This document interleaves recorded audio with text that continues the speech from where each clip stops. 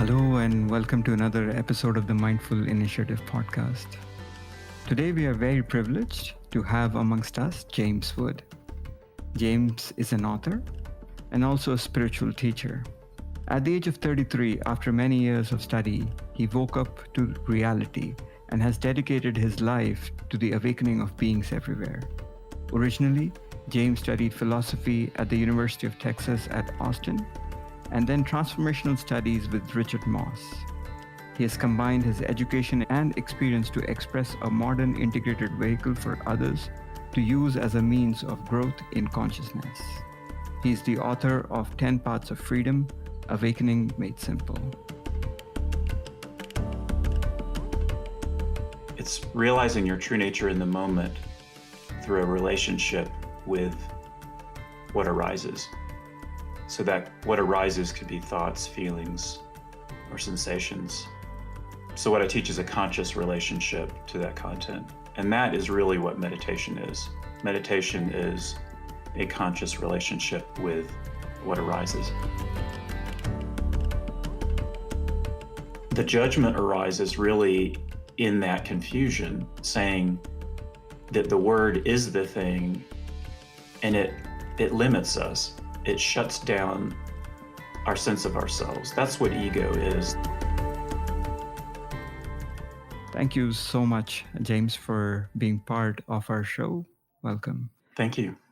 So these interviews, we begin knowing a little bit about our guests, especially about their upbringing, and if spirituality was part of their upbringing, and if it has, in some form or other, continued to be part of their lives. Yes, well, my father was agnostic, and my mother had a Christian Science background. I don't know if you know about that church in the United States, but the Christian Science church focused on healing and practical prayer, you might say. So I was raised to use prayer proactively, and that's informed my path. And did you continue to be in the same faith, or did it help towards your awakening in any way, this idea of prayer, or it manifested in different forms for you as you grew up? Yes, well, there's a teacher named Joel Goldsmith who's still, I think, widely read. He was a Christian Science practitioner. A Christian Science practitioner would pray for people for healing.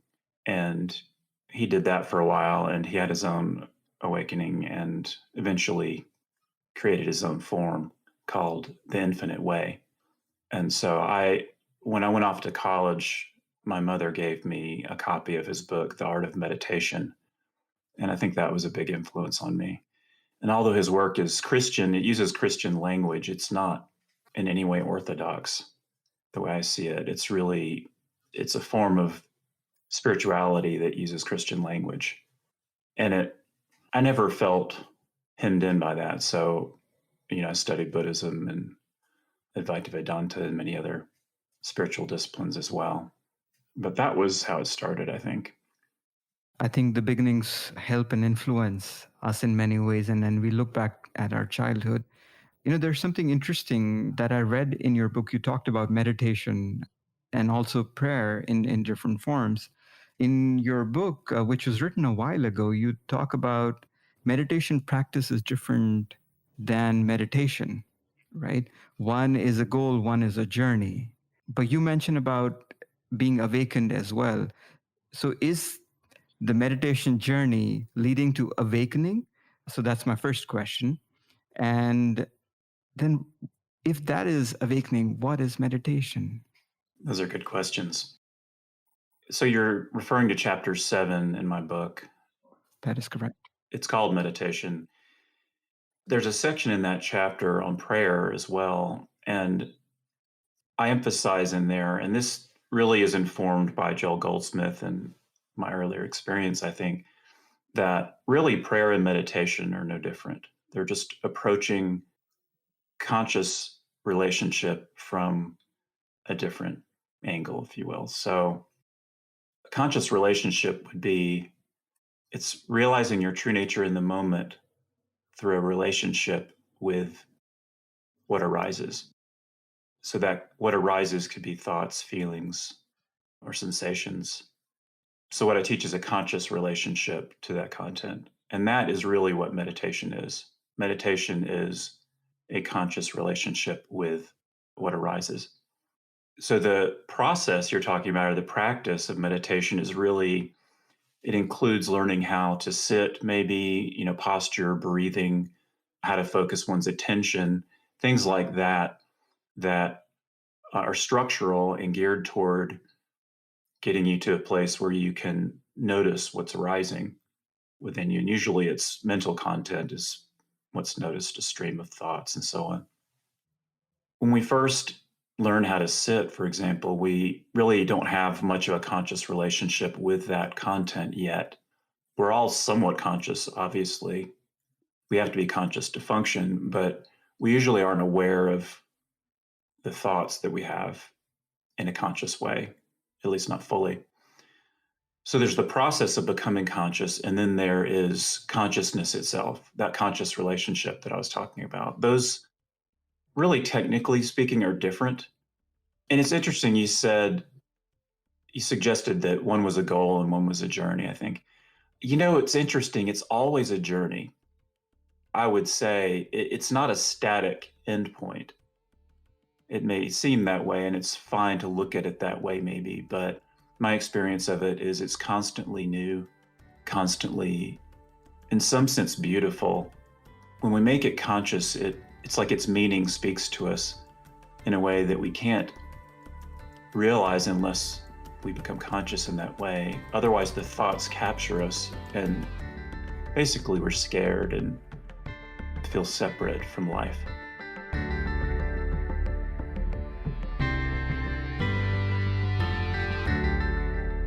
Thank you so much. And I think the idea of it being static will stop your growth. And I completely agree with that aspect, that both of them are helping us in one way or the other. I don't know if you can have more awakening than an awakening, but we're moving in that direction. That's what I feel.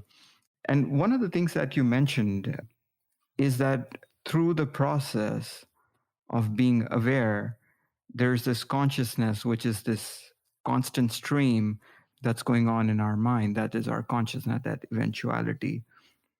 This awareness, one of the things that comes in the Advaita philosophy is this idea of Shravanam, which is listening, then Mananan, which is reflecting, and then the third is the idea of Nididhyasanam. Something similar is in Buddhism as well, in both traditions. Now, the first is Shravanam. You listen or learn from your teachers, whether that's now through audio, video, or reading, whatever that is. And then you're reflecting on those thoughts, which is somewhat that you mentioned, because that's how you're becoming aware of the consciousness. But the third aspect is, which is where I think the idea of awakening comes in. And my question is around the faiths, because each faith has a different understanding of that. Growing up, you had a Christian faith, and then you read other traditions or read about Buddhism or let's say Eastern philosophies or Eastern religions. How do you look at this last phase when awakening happens? How do you live that in your real life is really my question. Because one says there is this emptiness, one says there is the soul, and the other says there is heaven, right? So all that is different. Once you have that understanding, we have to live our real life, right? We have to do things, we have to have an action oriented life. Now, my question to you is, with different traditions and different faiths, how do you find that intersection, that one point, or do you need to find that? Yeah, that is a good question. I was lucky because I wasn't indoctrinated in any religion when I was growing up. Like I said, my father was agnostic, and so he was kind of an intellectual and valued critical thinking and open-mindedness. My mother, again, taught me about a certain kind of prayer that is similar to meditation that I mentioned. So I never felt like I was hemmed in by any, when you're saying faith, like a religious faith, I never felt hemmed in by that. And so, I felt free to explore. And in university, you mentioned I studied philosophy. I just explored, and I was fortunate that I took an Indian philosophy class and was able to study Buddhist philosophy and Shankara and others, and it really opened me up to this, I guess, appreciation that there's one truth and just many different ways to access that truth.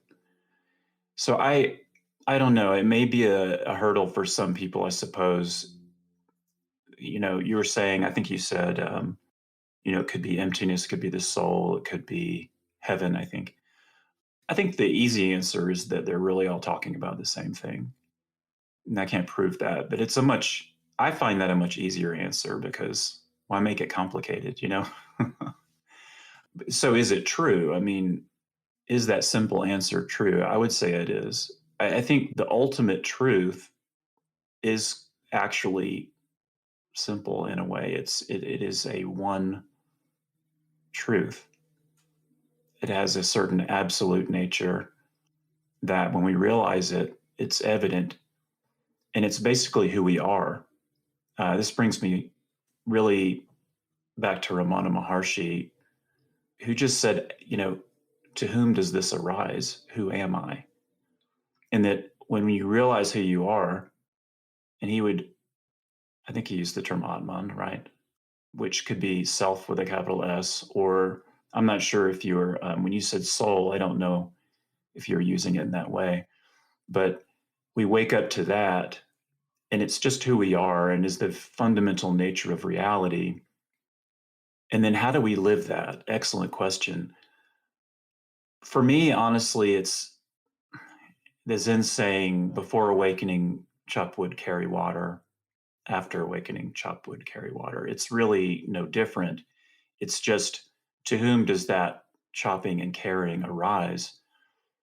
Before awakening, we imagine ourselves to be, I would use the term ego, but it's a separative and separate feeling self. After awakening, one realizes oneself as consciousness, and that those are very different. And yet the same stuff is arising, if you will. There's still thoughts, there's still experiences, thoughts, feelings, and sensations still arise. It's just who I am is different. Yeah, thank you for that. And, again, I couldn't agree more that they're all one truths. They're all just one, eventually, or eventuality is one. But the spiritual paths may be different, and how you get there may be different. And I think that's where, and something that interested me a little bit more about you is when you talk about morality, like when spiritual path and morality intersect or they come to a common ground, that is where some of the questions come in. Questions come in because based on my faith or whatever that faith being, I'm just using X as an example, that I believe that this moral is right and that moral is right. And somewhere we intersect, and that's where the problems are coming in the world today. And the way I think about it is that I'm trying to avoid certain difficult questions, and that's one thing that you address when you talk about spiritual bypassing. So I want you to talk a little bit more about morality and spiritual bypassing, because I find both to be fascinating and both to be similar but very different. Yeah, I think spiritual bypassing is a tendency for students of this work to skip the hard parts, skip difficult feelings and emotions, and doing real work emotionally and so on, and instead affirming some of these more transcendent sounding precepts and so on, and trying to live in them without really living in them. It's a form of dishonesty. It's like saying you're the king of Siam. There isn't even a Siam, is there? I think, but It's one thing to say that, it's another to literally be that. We don't want to bypass that. But, I couldn't help when I was hearing you introduce me in the beginning of the podcast, the thing saying, James awakened to reality, I think is what's in there. And, honestly, it sounds grandiose to me. The problem is the language often does sound grandiose. So that's kind of the nature of it. When we talk about absolute truth and reality, it sounds very grand. It kind of is. And yet, where the rubber meets the road is how we live and how authentic we are as human beings. So the morality for me is very simple, really, in a way. You know, Jesus' followers asked him which commandments to follow. And he basically said, I'm paraphrasing here, he said, love God and love your neighbor as yourself. It's that simple in a way. And it's because thy neighbor is thyself. The consciousness is the reality. So waking up in a way it's a simultaneous realization of self and other as one, not as two. There's still a functional difference, obviously, but the essential difference has been erased so that it allows us to love and to be compassionate. And I find really that what we're here to do is to realize the truth of who we are.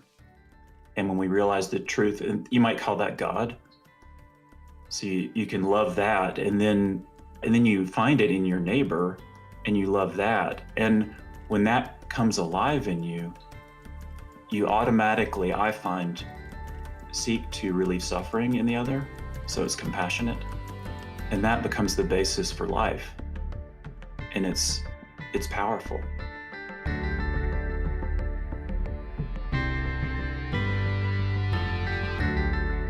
Yeah, thank you, Ian. Just talking about compassion, that's the next thing that I wanted to bring up, because each faith is helping us live our life better. Our journey, small or long, however long we are here for, to simplify things for us so that we can enjoy, we can be happy. Maybe I shouldn't say the word enjoy, because that may mean different things. But yeah, just that you're happy through the process of living, and simplifying the complexities that life throws at you. And compassion is a new thing that has been coming along for a long time. And it's been part of the yogic philosophy. That's where I think the term first time came in, from the 33rd Sutra of the Yoga Sutras in Patanjali, Karuna. And then, of course, the compassion studies have been a huge part in the last 10, 15 years. And science has started to take a look at it. What are your thoughts about labels? Because people have started putting more and more labels on things, as if it's an honor to be spiritual, religious, and so many more new terms have come about. And the compassion is the new thing. But if you listen to Dalai Lama, he says that's the only way that has been. That's the only way for us to live, because we live in a society that's so interconnected. Anything that you look at, we can't do alone.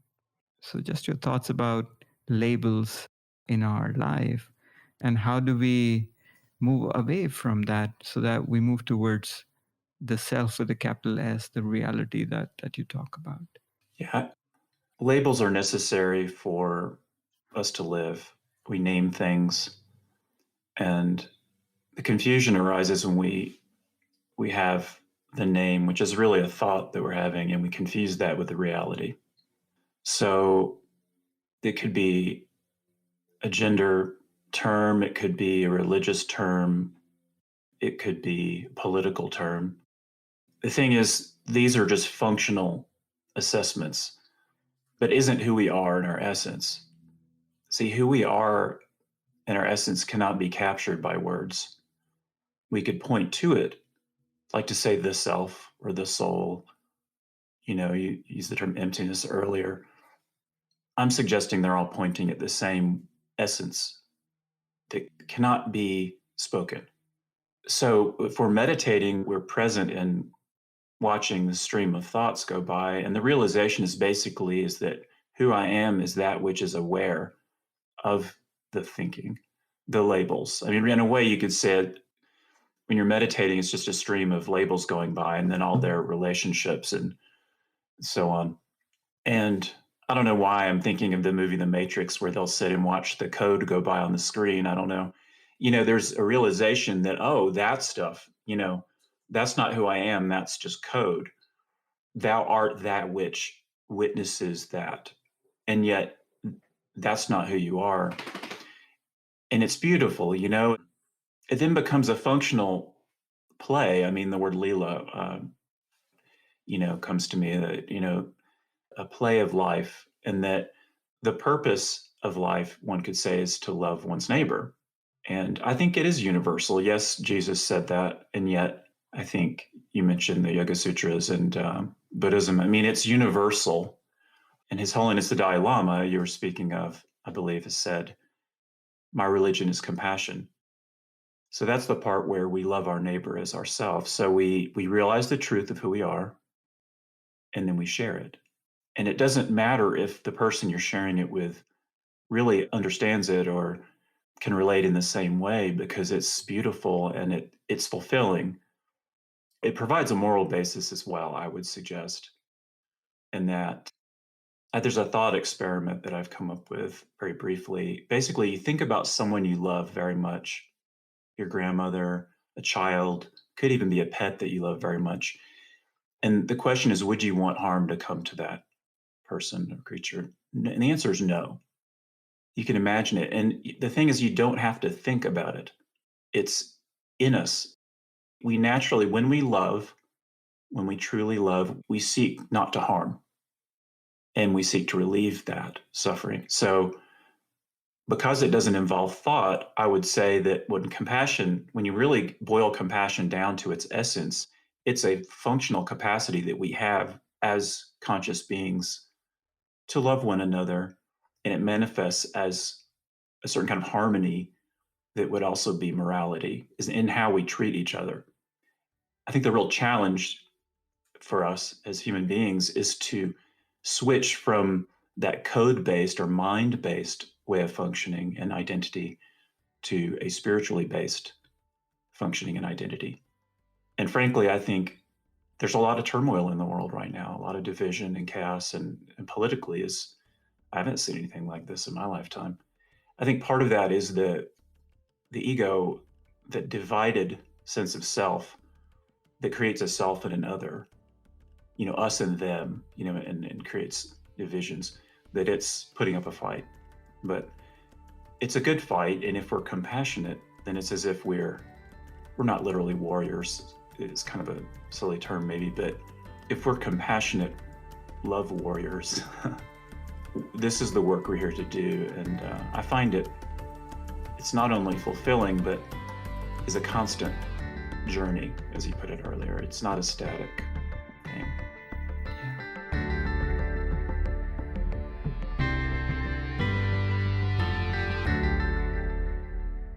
I think something to ponder about as our relationships with other human beings evolve. And I love that thought experiment. And it made me think, what would it take for me to do this for any and every human being?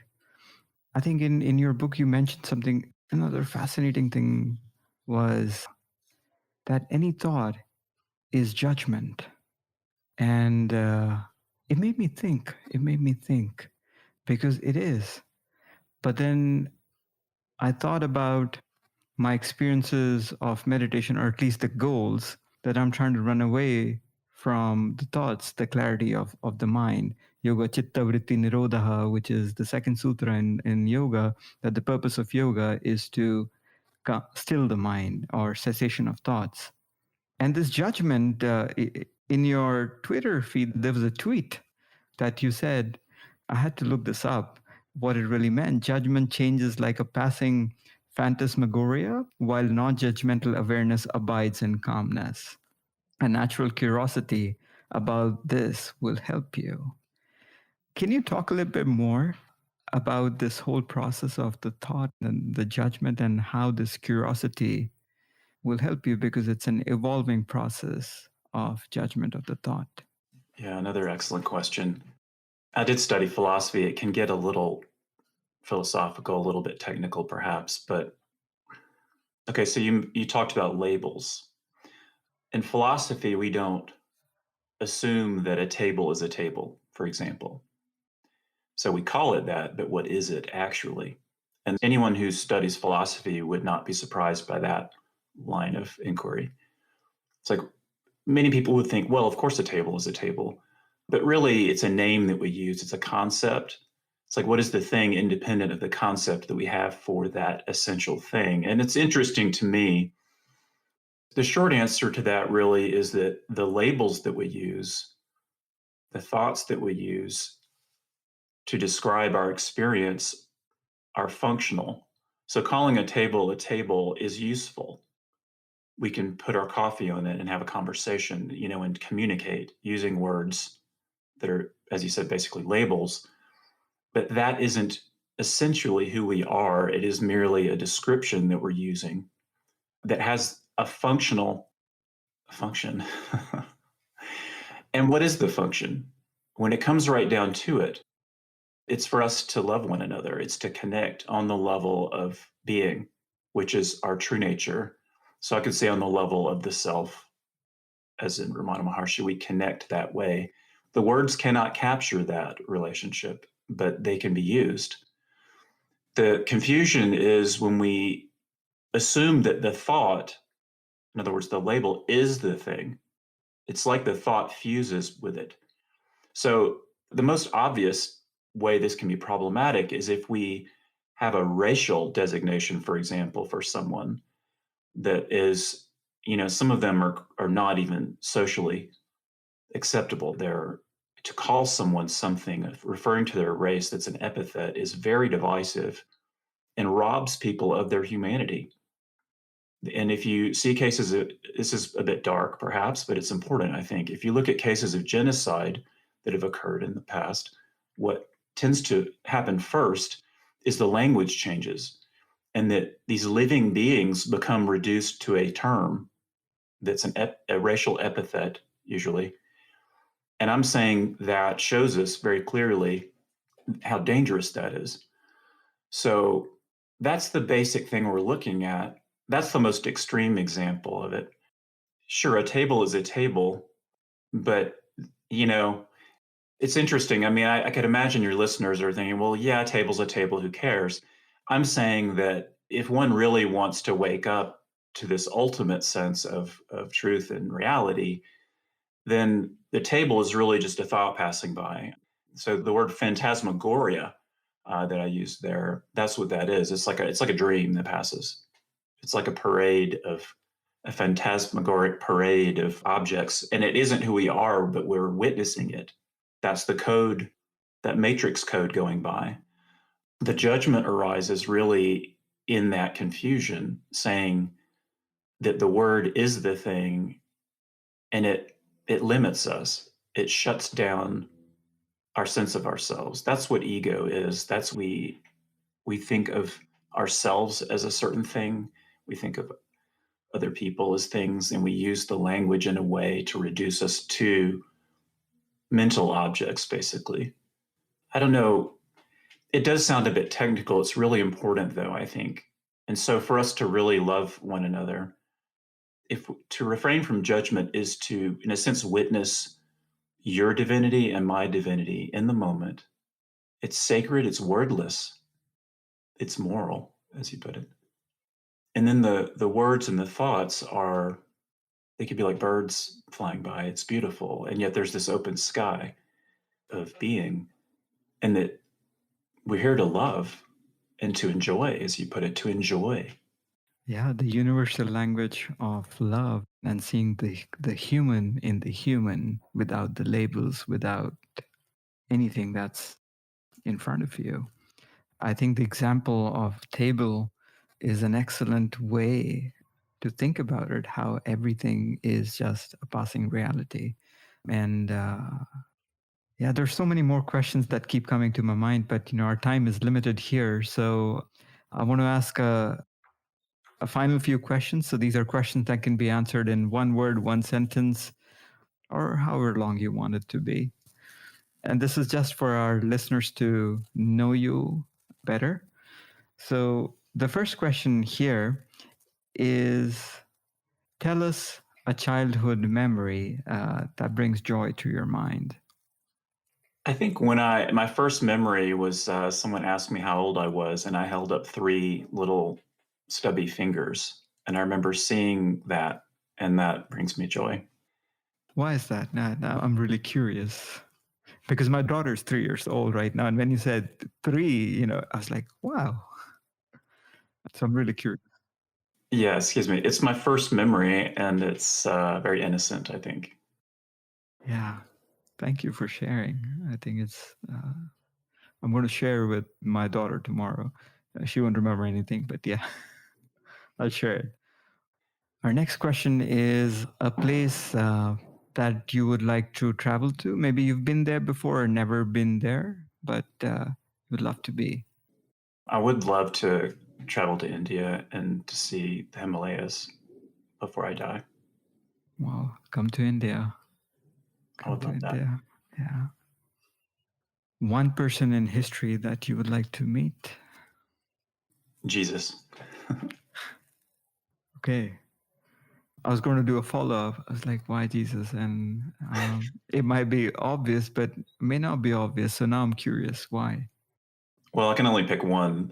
There are many others. I would love to meet Ramana Maharshi, Mm. other spiritual leaders and lights and so on, sages. The Buddha taught for many years, and people knew Ramana Maharshi, and we have really good records of that. The records of Jesus' teaching are not as good, and I think there's a lot of misunderstanding about who he was. And I would love to sit with him and have some tea and ask him some questions. It'd be wonderful. All right. Amen. Hope that happens. So, a favorite book or a movie or a song. So, I've given you three options. You can do all three or just one or two. Well, I just read a book by William Faulkner, an American author, that really just blew me away. I had never really I'd read him before, but until I read this book recently, it's called As I Lay Dying. It really moved me. I'm from the South, the American South, and that's what he writes about. And it was truly poetic. I felt like his prose. So, is it my favorite? I don't know. It is right now. Yeah, it's interesting. And then my favorite movie is usually a movie called The Good, the Bad, and the Ugly. Sergio Leone. It's epic and wonderful and strange. So I could go on about that for a long time, but that's my favorite movie, I think. We had the video cassette for Good, Bad, and the Ugly when I was growing up. And I think I've seen that film probably 1,000 times. And the music doesn't go away when I think of that film. Yes, it has a certain timeless quality. I'm not sure why, but I've seen it many times. Yeah. And I want to say this real quickly. As a spiritual teacher, one might think my favorite works would be, in a sense, spiritual in nature, and they are. And yet, the fascination with our human experience is important. I mean, it's profound. There's a poetry there. Like, what is love? What is war? What is conflict? I mean, we're looking at what it means to be human through a spiritual lens. And to me, I guess that's part of why I think some of my favorite works are works of poetry and beauty that describe the human condition in ways that may include darkness, because that's the human condition. So I think it's important to understand that and to not shrink away from it. Yeah, the suffering aspect. Absolutely. Yeah. Absolutely. And that brings me to the last question. One hopeful wish for the future. Honestly, I don't have one. And briefly, the reason is I would say that the seeds of the future are planted now. That's what we have to realize. If we're going to have a peaceful future, we realize it now. and that it appears as that. So world peace just happened. Sorry, maybe I forced you on that into that question. But thank you. That's a great way to end this segment. But really, thank you. Thank you so much, James, for your insights about life, about suffering in many ways, about labels, about compassion, and about love and living life. I learned so much, and I'm sure our audiences would also enjoy listening and learning from you. If they have to know more about you, can you tell us how can they reach you? Yes, my website is jameswoodteachings.com. All right. And Twitter is where I post. For social media, Twitter is where I'm focused. And you can link to that from my website. Okay. We'll mention that as well. But again, thank you so much for being part of the show, and look forward to hearing more about you and hopefully reading more books from you in the future. Thank you. It's a pleasure to be here. Thank you so much for tuning in for another episode of the Mindful Initiative podcast. If you like what we do, if you like listening to our shows, please share our podcast with your friends and family, or on your social media. You can find us on iTunes or Google Podcasts or wherever you listen to your podcast. Thank you so much.